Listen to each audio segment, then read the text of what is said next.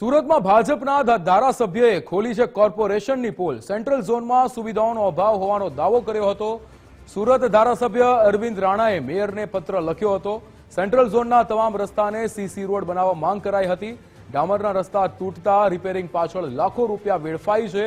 વારંવાર રિપેર કરવાથી ખોટો ખર્ચ થતો હોવાનો પણ ઉલ્લેખ કર્યો હતો। બિસ્માર રસ્તાને લીધે પરિવારોનું ઝોન છોડીને સ્થળાંતર થયું છે। નાની પહોળાઈવાળા રસ્તાઓને સીસી રોડ બનાવવાની રજૂઆત કરાઈ હતી।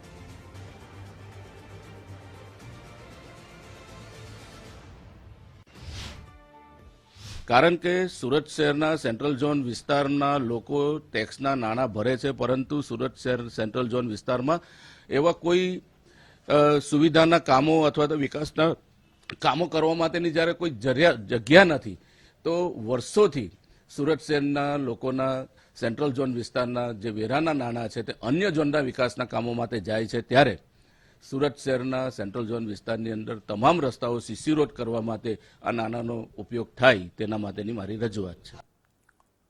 સુરતના ધારાસભ્યના પત્ર મુદ્દે કોંગ્રેસનો આરોપ। કોંગ્રેસ નેતા અસલમ સાયકલવાલાનું નિવેદન સામે આવ્યું છે।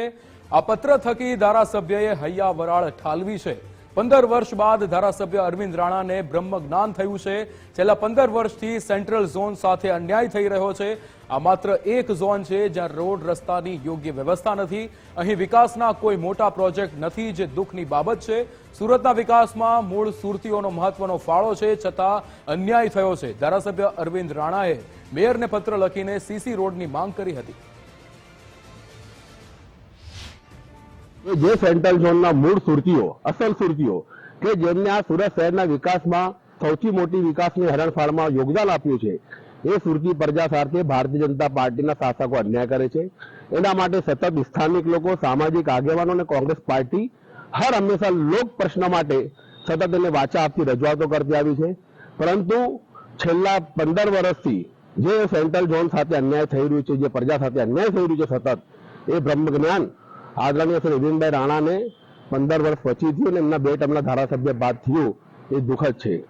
મારી એટલી જ રજૂઆત છે કે અસલ સુરતીઓ એ સુરતના મૂળ લોકો છે, જેમને એટલી સુવિધા આપવામાં આવે, દરેક બાબતની પ્રાથમિક સુવિધા એટલી સારી આપવામાં આવે કે અન્ય ઝોન કરતા સવિશેષ અહીંયા આ સેન્ટ્રલ ઝોનમાં હોવી જોઈએ।